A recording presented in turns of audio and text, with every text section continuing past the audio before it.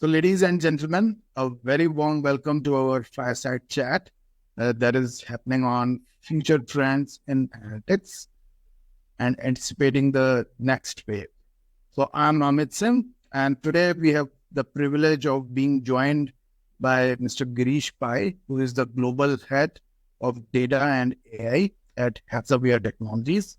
So, Girish brings a wealth of expertise and insights into the evolving landscape of analytics as well as AI. So, thanks for joining us today, Mr. Girish. It's an honor to be here, Amit. Thanks for having me, and please call me Girish. Perfect. So, Mr. Girish, just to kick off the discussion, how do you see the current analytics technologies evolving over the last few years, and what are the emerging trends?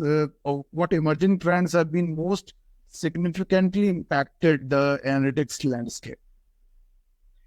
Yeah, Amit, I think that the answer to that question, without mentioning LLMs or the significant quantum leap in terms of capability that has been achieved by Gen AI, right? I think that is something that's happened recently that is extremely disruptive. What Gen AI represents is a way for organizations to leapfrog, right, their capabilities in terms of what they can do with analytics, what they can do with their data, and what they can do with AI. Now, it is still an emerging space. I think there are a few leaders who are starting to employ this technology in meaningful ways and create business value. But what I'm most excited about, Amit, is the pace at which this space is evolving. I think over the next 18 to 24 months, this industry will continue to impress us with the advancements that they will make, right? And what use cases those advancements can be applied to, I think the sky is the limit. That would be my most exciting thing that's happened and that continues to happen in this space. There are some implications of that in terms of how organizations can actually benefit, but I ought to as the discussion evolves. Very good. Very good. So, according to you, what are the major challenges that organizations are facing when it comes to implementing data and analytics technologies in their environment? Yeah, I think the biggest challenge, Amit, is for organizations to control, harness, and govern their data. Right? With the with the digital age and mobile and the pace at which software has become omnipresent, the data points that is available to any company, whether it's a B2C or a B2B, have exponentially grown. Right? And unfortunately, the ability of organizations to harness, control, manage, and govern that data has not always grown in the same pace. Yeah. And I have said this many times, and I'm a strong believer in the statement that the ability of any organization to leverage AI or Gen AI or whatever the next disruptive technology is directly dependent on their ability to harness that data. Right? And so I feel that for organizations to leverage things like Gen AI and whatever next may be coming down the line, it's extremely important that they focus their energies and efforts around controlling, managing, and governing their data. And I tend to do a lot of my work with my clients in this space, right? But that's my answer. Very good. Very good. So if we see that means everybody is very much aware about this, that AI and data analytics are basically very much integrated together. Okay, so they are increasingly being integrated into analytics processes if we talk about AI. So would you envision AI-driven analytics transforming predictive modeling and decision-making processes? And what are the key benefits that organizations can expect to derive from this integration?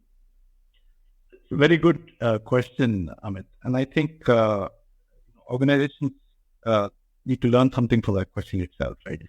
I think many, I see a lot of companies are trying to jump onto Gen AI, right? And I try to remind them that Gen AI is just one, you know, solution that's available to you, right? And to truly make an impact, you need to be able to combine Gen AI with other techniques, right? More traditional AI, more traditional analytics. When you're able to use these as building blocks, right, and build a solution that combines Gen AI, traditional AI, maybe renewable machine learning, maybe just some basic analytics, right, and create that workflow where these techniques are used to solve a business problem, that's when you can actually reap the benefits, right? I'll give an example. We work with a lot of companies in the insurance space, right? And in the insurance space, the underwriter is one of the key resource that they have available, right? Yeah. And that is a skill or a capability that, at least in the near future, will not be replaced by Gen AI. But if we use, traditional AI, maybe a little bit of document digitization, and Gen AI to look through, let's say, an underwriter's inbox and prioritize what they need to work on based on the model's prediction of what's most likely to convert, right? Or which file is more complete. Because an underwriter will go through, spend hours of work and then realize that some key data points are missing and send it back, right? If we're able to do that, right, combining traditional AI, combining analytics, combining some workflow and Gen AI to create something that is actually able to prioritize a key resource's work and have them focus on higher value tasks rather than lower value tasks, you could realize business value. And that's one example. But I'm excited about the opportunity to combine Gen AI and with more traditional analytics and AI techniques. Very good. So, if you talk about data democratization, it has become essential for fostering a data-driven culture. Okay. Yeah. So, I mean, it's true for most of the large organizations. So, what strategies do you recommend for organizations to promote data democratization and make analytics accessible across different levels, different departments within the organization? Yeah, this topic I'm very passionate about and a very strong point of view, Amit. So I'm glad that you asked me this question. I think data democratization is an often misunderstood term, right? And it has to do with giving business users, managers, executives the right data to make good decisions, right? It does not mean everybody gets access to everything. And a lot of times it is misunderstood to be that. Right? And so for me, what I advise our clients is to, as a foundational capability, to implement a very robust data governance framework, right? And I'm more,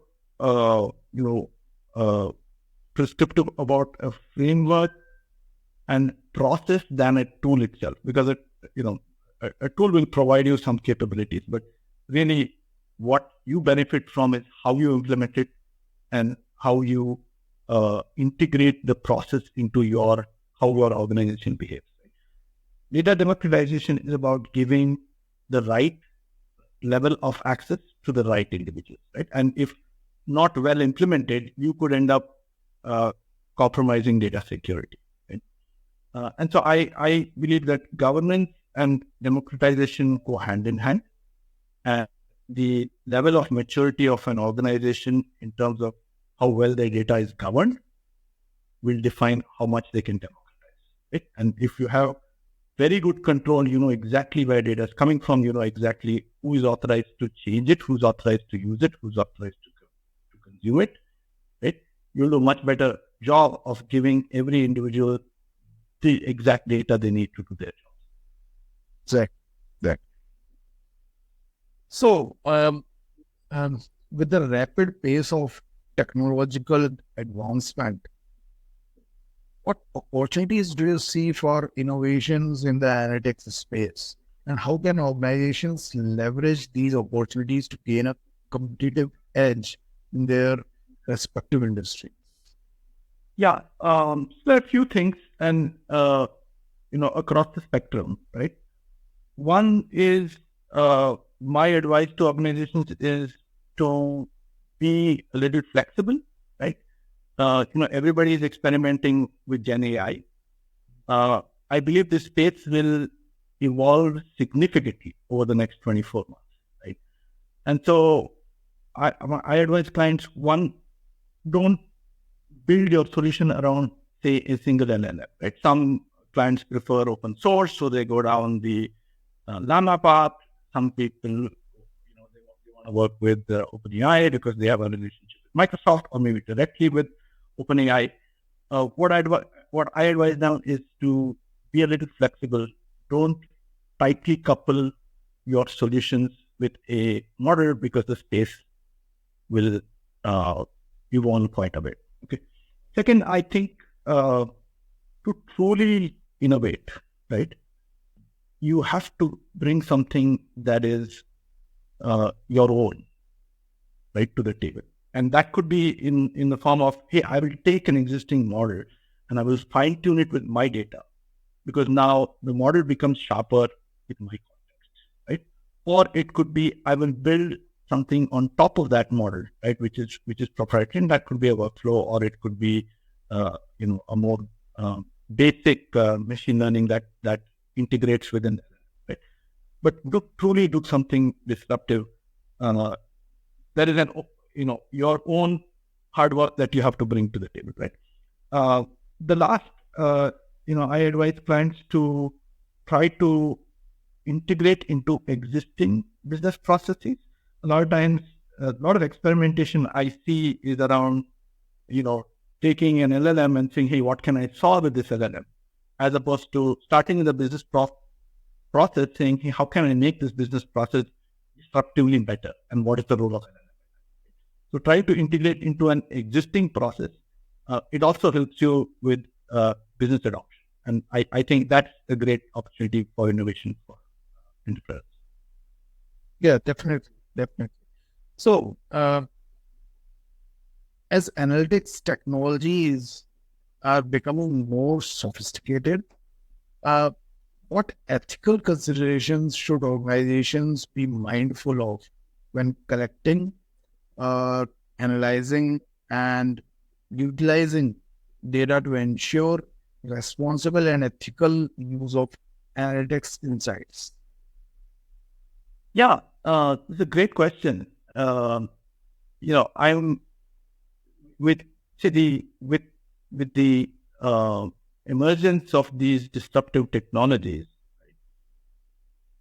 I think ethics and the responsible use of these technologies is a very, very important conversation. For example, right, I just said that, organizations will benefit from using their own data, right, with an LLM, right? But then there is a responsibility on the organization to make sure that the data which I'm using to train a model is free from bias, right? And, usually, right, the way organizations train models is they take historical data, right? Now, how do I ensure that there is no implicit bias that has creeped in, right? And I'll use the example of, let's say, in the hiring process, talent acquisition process, is there an implicit gender or race bias that creeps in just based on historically we have hired and who we have not hired, or who we have screened and who we have not screened? And it could be race, it could be gender, it could be economic background. Right? Then there is also the kinds of use cases on which we decide to apply these technologies. Right? What governance can we put in place to make sure that the use cases are responsive, right? I'm sure you saw OpenAI launched a, what do I call a voice capability, right? So the and then you would have seen what Sora can do, which over the last 3 or 4 weeks.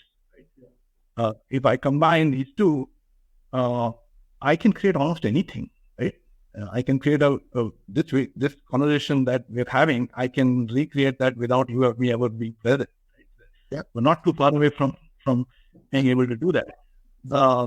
So making sure that you use these technologies in ways that are responsible is, I think, a responsibility that falls on organizations. And I believe that, again, we will see a lot of regulation that will come into this space, but I doubt the regulation will be able to keep up with the rate at which these capabilities develop.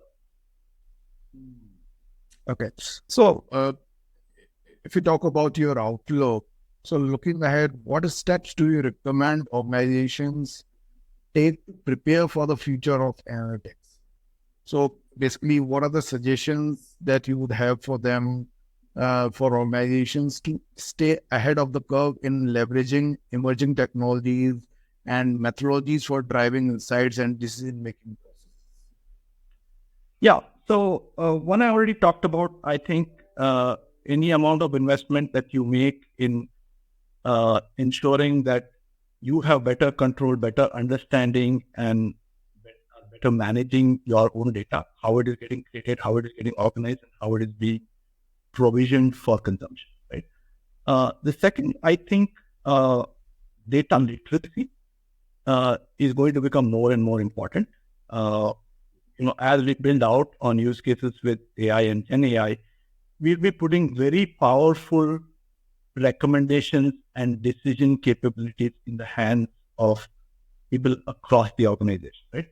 And it becomes all the more important for them to understand when a model has recommended something, what is that driven by, right? So people talk about explainable AI, right? I think explainability works on both sides. One is explainability of the model, but also increasing the understanding level, right? And educating business users on, when a model recommends something, what does it actually mean, right? And how change in data can result in a change in what the model might recommend.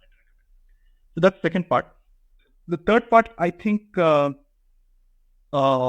we will see more evolution of smaller models and purpose-built models, right? Today, it's easy to use the LLMs because they're available. But an LLM is educated on the entire internet, right? And let's say you're trying to solve a problem around, forecasting in the automobile industry.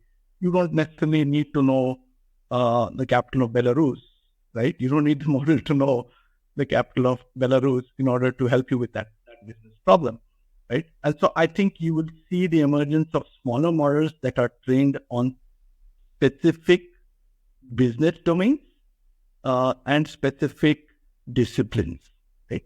And I think anything enterprises can do to get further along that path will actually help.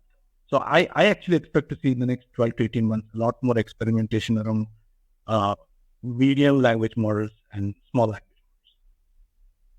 Definitely. So I'm also expecting the same things, same kind of experimentations to be done around analytics, large language models, as well as small and medium language models.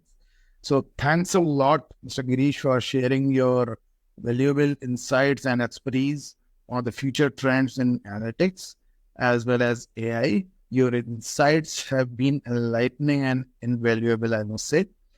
To our audience, thank you for joining us today. We hope this fireside chat has provided valuable insights into the exciting realm of future analytics trends. Have a great day. Thank you, Amit. Thanks for having me. Thank you. For more updates from CXO TV, please like and subscribe to our channel.